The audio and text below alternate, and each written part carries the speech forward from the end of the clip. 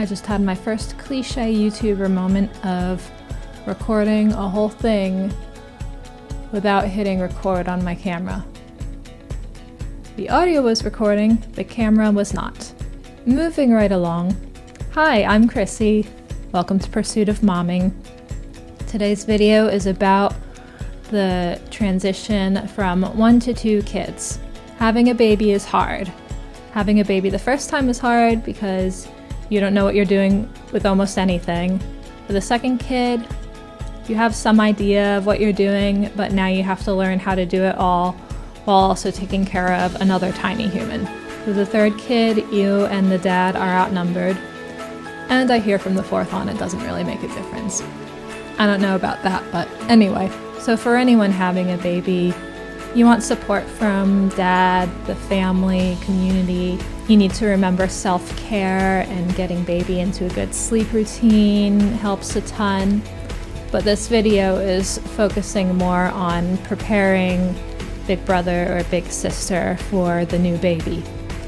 And I'm going to break that down into 1 task per trimester. So in the first trimester, we focused on independent play.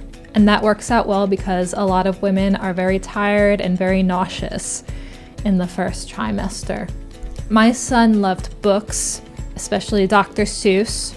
And this is a good opportunity to introduce books about having a new baby. We liked a book called My New Baby, and what my son liked about it is it had lots of everyday things that he could relate to in it, like eating meals, going on walks, going potty.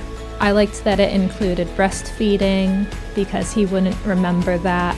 My son also likes to draw, and the art supplies that I liked the best were the Color Wonder markers, and they only work in Color Wonder coloring books. So that meant I didn't have any messes to clean up, which was good because I didn't have the energy for that. And also we live in a rental, so I especially didn't want to clean any marker off the wall. He also has blocks and toys that he likes to play with, and he has them in bins that I switch around occasionally. So when he gets bored of what's out, I can get something else that he hasn't played with in a while.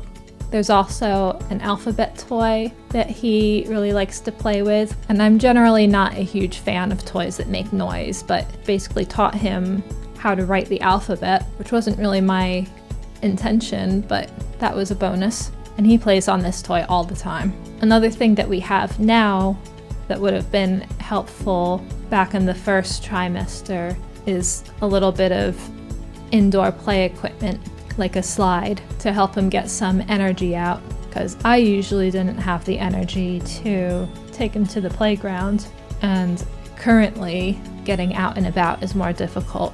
And with independent play, they won't be able to play for hours at a time by themselves, but for small periods of time, and you might be able to gradually increase it. In the second trimester, we focused on potty training, and that works out well because most women are starting to feel more energized, less nauseous. We used the oh crap potty training method. I plan to do a video explaining that further, but this is one of those methods where there's a lot of work up front, but the payoff is huge. He was potty trained in about 2 weeks. A month later, we were able to go on vacation, didn't have any problems, no accidents. And even up to this point, I can probably only count the number of accidents he's had on one hand. We did not do nap or nighttime potty training yet. I didn't really want to deal with potential bedwettings when there's also a baby waking up during the night. He uses a little potty to go to the bathroom because it's easier for him to get on and off of by himself. Plenty of kids learn to use the regular toilet without help, but the little potty worked well for us. In the third trimester, we ditched the crib, and this will vary depending on your kid's age, but my son had just turned 3, so he was at about that point. I probably could have kept him in the crib longer, but I didn't want him to potentially think that when we did move him out of the crib, that the baby was taking it from him. So that's another reason why we wanted to get that transition out of the way. I made a video a few months back about the crib to bed transition, but one of the biggest things that helped make it a smooth transition was for maybe a year prior, he had a light in his room that would be blue when it was sleep time and green when it was wake time. So just by association, he was able to learn that. And then once we moved him to a bed that he could easily get out of and leave the room, he's only done that once in the 6 months that he's been in a bed. I'm sure it's not going to stay that way forever, but I'm glad it's working for the time being. We also made the new bed exciting for him by letting him help pick it out. He has the same stuffed animal that he's always had, so that gave him some familiarity in his new sleep arrangement. And also a good sleep foundation helps, which I can explain more when I do the video on how I got my baby to sleep through the night before she turned 2 months old. Yep. You heard that right. So the 4th trimester. Yes, there's a 4th trimester. It takes a little while for your body to get back to normal. This is when I focused on how my son could be mommy's helper. There are lots of simple tasks that he can do to help me with the baby, himself, and the household. For the baby, he likes to help get her diapers, throw out dirty diapers that are well wrapped if there's poop. He'll get me my nursing pillow, the burp cloth. He'll help with the swaddle or sleep sack. He'll get me some water while I'm breastfeeding. Kids love to help and feel important, feel involved, and it's been helping him bond with the baby too. The tasks he does to help take care of himself are things like getting some of the food and utensils and drinks out for meals. He can climb into his chair at the counter by himself. And that's really helpful for me if I'm breastfeeding and can't be right at the table with him. And for some household chores, he likes to help empty the dishwasher. Kids love sorting things, so he really likes to put the utensils away and actually gets upset if I do it without him. And he'll also put the dirty clothes in the washing machine. He cleans up his toys, which is good practice anyway. I try to get him into the habit of putting a toy back before he moves on to the next one, but that doesn't always work. So sometimes I end up just having him clean up his toys before he wants to do a special activity. So that's how to transition from 1 to 2 kids, 1 task per trimester. First trimester, independent play. Second trimester, potty training. Third trimester, ditching the crib. Fourth trimester, mommy's helper. And I also want to add, above all, give yourself grace. There are some standards you have to ease up on. For me, it was screen time and fast food.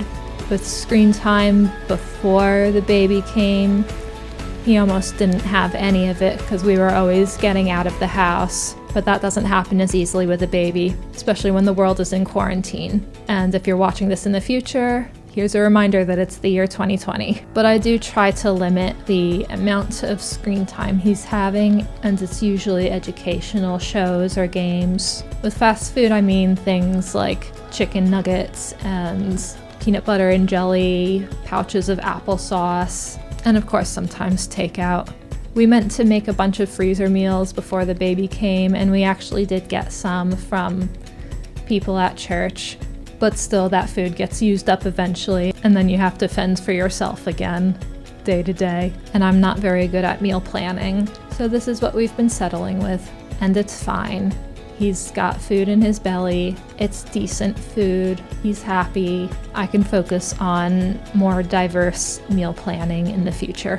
I've also had to ease up on the baby having naps on the go. An important part of the sleep training is having a consistent routine. So most of her naps are at home, and her feedings are usually at the same intervals, but I can't keep her brother home all the time. He has to get out and go for walks and things like that.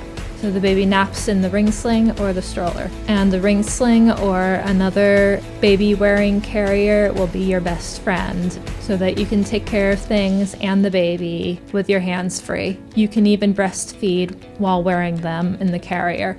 If big brother or big sister doesn't nap anymore, it's good for them to still have quiet time. The green light I mentioned earlier comes in handy for quiet time as well. Don't feel bad about them being alone. It's good for them to be able to have time to recharge. And if you and the baby are able to nap at the same time, that's even better because then you're recharged and you can be a better parent when you're more rested. So I hope you found this video helpful. I wanted to break it down in a way that hopefully isn't overwhelming. A lot of my friends have been asking me how this 1 to 2 transition has been, so I thought I'd make a video about it. Let me know in the comments below what helped you the most when you transitioned from 1 to 2 kids, or maybe something you wish you had done. If you haven't experienced this yet, what are you most nervous or excited about? I hope you'll subscribe and hit the bell notifications to see more of my videos on momming. Bye!